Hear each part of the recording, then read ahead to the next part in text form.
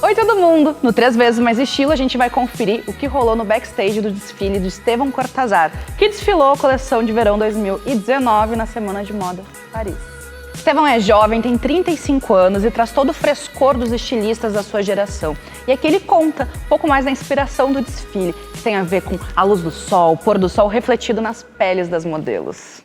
One of the things I love the most about the summer collections and the October show is that my team and I come back from our summer holidays and we tell each other all of our experiences, the music we listen to, the things we saw, what we danced to, you know, the colors we saw. Like, we all share the stories, and little by little they start to kind of get integrated into what we do with the collection. E é lindo ver como um estilista jovem traz todo esse discurso e toda essa inclusão para a passarela. Estevão usou dos 35 looks desfilados, 27 modelos negras. Então esse espaço é mais do que fundamental e necessário na época em que a gente vive.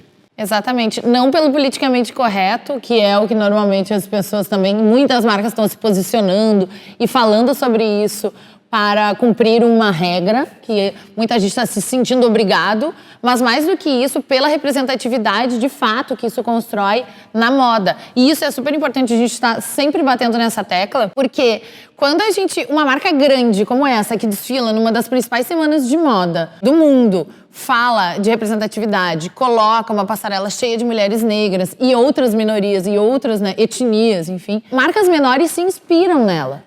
E reproduzem isso em outras escalas, aqui localmente, regionalmente, nos seus países. Porque isso, enquanto a gente tem esses exemplos maiores fazendo o que sempre foi feito, os outros menores, claro que vão ter medo. Então a gente tem que fazer, de fato, para começar a construir essa revolução e sim ter representatividade. E além disso, aumenta o teu público e provavelmente aumenta as tuas vendas, né? Exatamente. E em Paris mesmo, teve um caso que foi a Valentino, não foi? Exatamente. A Valentino no início de 2019 e agora, no meio de 2019, em julho de 2019, trouxe seus desfiles maravilhosos, suntuosos, glamurosos. Valentino sempre dessa forma, mas com um diferencial que é a maioria das mulheres, das modelos negras. Então, de um desfile em torno de 60 looks, 35 modelos, ou 38 modelos eram negros e 27 eram outros modelos de outras etnias. Então, brancas na sua maioria, provavelmente. E essas models with color e outras, né, tipo, que usam hijab, que são asiáticas, estão ganhando esse espaço. E agora, no desfile de julho, a representatividade reaparece, sim, também com uma modelo de mais idade. No desfile de janeiro de 2019, a gente vê essa variedade de mulheres, essa representatividade na passarela. E num desfile de alta costura é revolucionário, é novo, e isso tem que acontecer, né? Cada vez mais. E elas são maravilhosas, elas são perfeitas para esse desfile. Conta a história junto com o desfile, né? Sim, exatamente. E olha como é bonito também da gente assistir, né? A gente tá vendo, tipo, várias pessoas sendo representadas. Pensa no público que está assistindo esse desfile, como ele vai se enxergar, como ele consegue se visualizar fazendo parte daquilo. É incrível. E é muito legal, porque até no review desse desfile, todos os grandes editores de moda falam exatamente sobre esse exercício. Porque, querendo ou não, a Valentino é uma marca italiana, que tem uma cultura totalmente diferente dos países onde os negros são maioria. E esse exercício que o Pier Paolo traz é fundamental e fenomenal, porque, como a Gabi disse antes, reflete nas marcas menores a necessidade de conhecer e usar esse tipo de modelo. Então, eu acho que isso é muito positivo. E é um exercício que não só as marcas têm que fazer, óbvio, elas vão ser refletidas nas marcas menores, mas nós, consumidores, temos que mudar a forma de consumir. Né? Tem uma matéria de 2017 que mostra, né, uma blogueira, a Raiza Nicásio, que ela levantou a informação que as capas que possuíam mulheres negras vendiam 30% menos. Né? E quem que está consumindo menos? Nós. Né? E a gente vê isso também refletido no mercado plus size. As mulheres pedem modelos gordas nos anúncios, enfim, mas na hora que chega no site, ela não consome. A gente vê isso diretamente com os nossos clientes. Essa é a vivência real, né, Jéssica?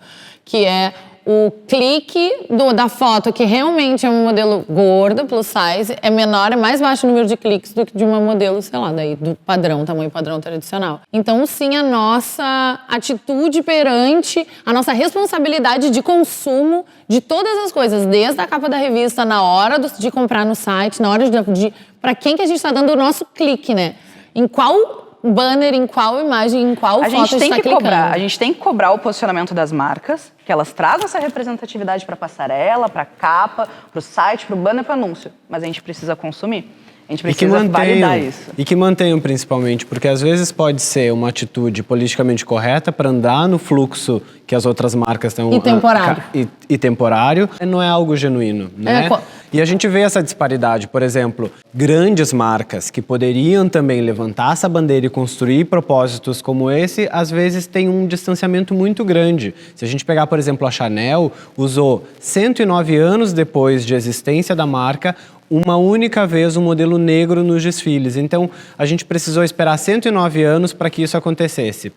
A Prada, por exemplo, que é outra marca global, elencou 2 vezes na história modelos negras para abrir um desfile. Quando uma marca elege uma modelo para abrir um desfile, o primeiro look ele é muito emblemático, porque ele vai desenhar tudo que vem a seguir, né? A história que está sendo contada é que nem a primeira página de um livro. Ou ela vai te entusiasmar para continuar consumindo aquilo ou não. Então, a gente teve, por exemplo, em 97, a Naomi Campbell, que é uma modelo inglesa, abrindo um desfile da Prada pela primeira vez. E a gente teve agora, 21 anos depois, a Nokia Yai, que é uma sudanesa, fazendo o mesmo feito. Que é um feito quase que, assim... muito tempo depois, né? Então, isso ao mesmo... Tá muito atrasado, mas que bom que aconteceu. Exato. Agora ela tá protagonizando várias campanhas. Várias campanhas. Que são um pouco mais diversas, não o quanto a gente gostaria, mas que tem presenças de mulheres, modelos asiáticas. Tem a Winnie Harlow, que enfim a gente também já falou, que é muito presente em várias campanhas, mas ela hoje é muito emblemática, a imagem dela nas campanhas, na campanha da Prada, porque demorou, mas que bom, porque é lindo. E a gente também tem que olhar por esse viés da beleza estética, da beleza negra mesmo. Eu acho que uma coisa muito importante a gente está aqui falando de beleza, né, do referencial estético, físico, mas tem um respeito pelo trabalho dessas pessoas, que são seres humanos como todos nós, e que o que precisa ser levado em consideração é o potencial profissional dessas pessoas, não o tom da pele delas.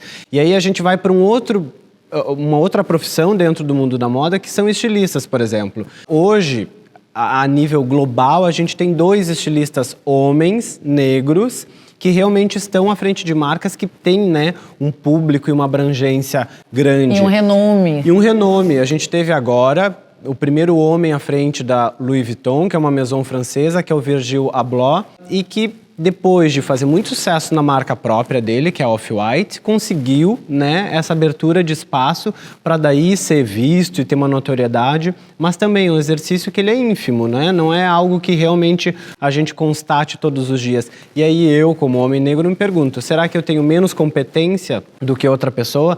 Porque se a maior parte das modelos talvez não sejam plus size, qual é a diferença entre uma modelo plus size? Ela tem menos potencial profissional do que aquela grande maioria que está desfilando ali? E eu acho que não é o caso. Eu acho que o que as marcas precisam, e nós como consumidores, como a Jéssica bem falou, é que façamos essa reflexão, né, de integrar e que seja algo realmente genuíno entre todos nós, que não seja um discurso fundado em nada. E quebrar as regras que a gente está acostumado, né, o nosso padrão de consumo, tentar quebrar esses padrões, essas regras de consumo e sim exercitar o olhar para ter esse cuidado que a gente está pontuando aqui.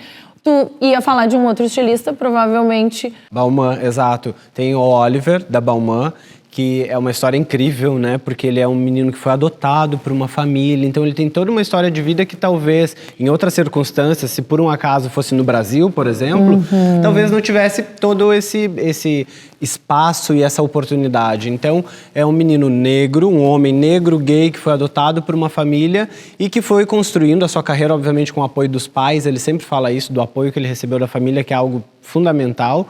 Agora, talvez quem de nós pudesse ter tido essa oportunidade na mesma condição, né? E o quanto é importante, né, isso vir à tona, essas histórias serem contadas, porque elas inspiram, né? Sempre eu falo, representatividade é importante. Por quê, né? Eu não vou me enxergar assim, usando determinada roupa se eu não vejo uma pessoa que tem características físicas ou uma história de vida similar à minha, né? Isso é, bom, apenas um exemplo. Mas imagina quantos homens negros, gays podem ter se inspirado nessa história de eu posso atingir o sucesso, eu posso realmente fazer minha marca, né? Deixar a minha marca na história. Não, e é assim, para as meninas, no caso das modelos, quem é a supermodel que vai me representar, né? Hoje no Brasil, por exemplo, quem é você? O meu ideal é ser aquele, né? Então, isso é muito importante, porque se essas crianças, esses jovens que são o nosso futuro, não tiverem referenciais de ver uma mulher gorda na televisão representando ela, sabendo que um dia ela pode se tornar uma super estrela, ou se ela quiser ter outras profissões que talvez não tenham uma notoriedade midiática, mas que tenham a mesma importância, que ela possa ter aquele referencial de que ela existe dentro da sociedade, porque é esse o principal legado que a gente precisa deixar. A gente estava falando em pessoas negras liderando como diretores criativos de marcas e teve essa grande notícia, a reviravolta da Rihanna entrando no grupo LVMH, que é uma outra coisa gigantesca e maravilhosa e forte, agora poderosa também para mulheres negras. E aí eu fico imaginando nas nossas mulheres cantoras brasileiras, na Isa, na Anitta, e nessas... Enfim, a Anitta, não sei se ela encaixa Ludmilla. na mulher negra, mas ela... Ludmilla, a Lud, exato. Todas essas mulheres que também têm hoje mais oportunidade de fazer parcerias com marcas aqui dentro do Brasil e que podem crescer e ter as suas marcas, os seus espaços, né? Como a Beyoncé tem a marca dela, ou como a Rihanna agora foi comprada. Isso é muito legal, porque patrocinadíssima. para quem não conhece, a LVMH é um grupo, né, um conglomerado de grandes marcas mundiais, e a Fenty, que é a marca da Rihanna, é a segunda marca que é fora do grupo, né? Porque o grupo tinha todas as marcas que pertenciam a eles e que foram criadas oriundamente do grupo.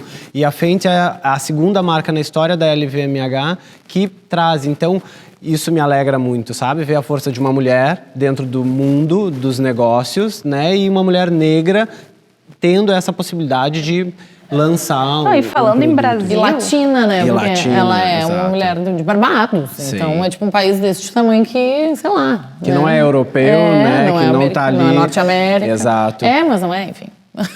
Falando de cenário nacional, a gente está vendo marcas relevantes aqui dentro do Brasil, colocando muita representatividade nas suas campanhas. Para fazer um jabazinho meu aqui, aparecer ao lado de Sabrina Sato em rede nacional. Apareci lá de biquíni na praia. A Avon colocou trans na... a Avon foi muito bem também, nas propagandas. Eudora colocou blogueira negra na capa da revista. Então, a gente está vendo essa mudança de comportamento. Vamos cobrar, vamos consumir. Exatamente. E agora, eu estive de férias, estive viajando, e uma das coisas que também me deixa super feliz e que me emocionou na viagem, porque eu estava na Inglaterra, e eu falei, sempre quando eu viajo, além de viver a cidade, de observar a moda viva na cidade, porque para mim moda é muito isso, é o que as pessoas locais usam, e não só o que as vitrines me mostram, porque o que as vitrines mostram, a gente já sabe. Também, né? Não, e a gente já sabe o que está na vitrine das grandes marcas, né? A gente entra no Instagram delas e sabe tudo o que está acontecendo. Mas as pessoas andando na rua, isso sim é a moda do lugar. E as revistas dos lugares. Então, sempre quando eu viajo, eu tento comprar as revistas, principais revistas de cada país. Tô lá eu em Londres, vou comprar uma Vogue UK, que vem a ser editado, editor-chefe da revista é um homem negro, Edward Enninful. E aí, primeira página, a carta do editor, e ele tá falando exatamente sobre esse assunto que a gente está discutindo agora, que é sobre um momento importante que está acontecendo no continente africano. E ele, em 6 meses de 2019, já visitou o continente africano por motivos profissionais, ou seja, por moda, pois é um editor de uma revista de moda, 3 vezes, mais de 3 vezes, ou 3 vezes ele viajou para o continente africano. E aí, uma vez foi para cobertura de desfiles, outra vez foi para cobertura de eventos, outra vez foi para fazer entrevistas com algumas marcas e conhecer designers locais. E aí, nas palavras dele, ele fecha a carta do editor falando Africa is happening. E aí, a África vai mudar a história do mundo a partir de agora. Lembrando, a África, um continente gigantesco, cheio de países completamente diferentes, que vão de uma África subsaariana até o sul, né, África do Sul, enfim, passando por... É muito diverso. E isso é mais maravilhoso ainda, porque daí a gente pode colher referências diversas, né, desses inúmeros lugares, países e culturas que tem dentro do continente africano, que é infinito. E aí é um momento para a gente sim olhar e observar esse lugar, sabe? E essas pessoas, e valorizar cada vez mais o trabalho desses designers também. Olhar e valorizar. Recentemente, eu li uma matéria, a Lia Kebed, que é uma das modelos que eu mais admiro, ela lançou uma ONG que tem uma marca que chama Len Len, que é exatamente isso, que é evidenciar e enaltecer o trabalho das mulheres artesãs lá da região. Então, eu acho que realmente a África está acontecendo e deve acontecer como o mundo deve acontecer, mas o mais importante desse projeto, além de ser liderado por uma super top model que é negra, é realmente ela valorizar o trabalho de mulheres que talvez estão lá no seu dia a dia, na sua tribo, no seu cotidiano, fazendo moda. Porque moda não é aqui só o grande desfile mundial, são todas as expressões, né? Eu acho que moda é uma expressão de arte e quem diz que nenhum de nós pode ou deve não ser representado? Acho que todo mundo tem que estar aí sendo representado e visto. E no Brasil a gente tem exemplos lindos. A Laís Ribeiro, modelo do Piauí, que é a única brasileira como Angel da Victoria's Secret. Ela é da Joy Model. Joy Model. Tem outros nomes legais no Brasil de pessoas negras que eu acho que representam super bem. A gente tem a Ig Aydun, que é uma editora de moda fantástica, que vocês vão ouvir muito falar dela. É um Instagram que tem que ser seguido. Sigam. Muito. Ela é incrível. A gente tem o Max Weber, que é um dos melhores maquiadores nacionais. E tem o Luiz Silva, da Apartamento 03, que é uma marca fenomenal também, que vale a pena conhecer. Temos também Kleber Machado como Booker da Joy. Ok, não esqueçam desse nome. E é isso que a gente quer ver. A gente quer ver mais Gabis, mais Klebers, mais Jéssicas, mais pluralidade. Que assim seja.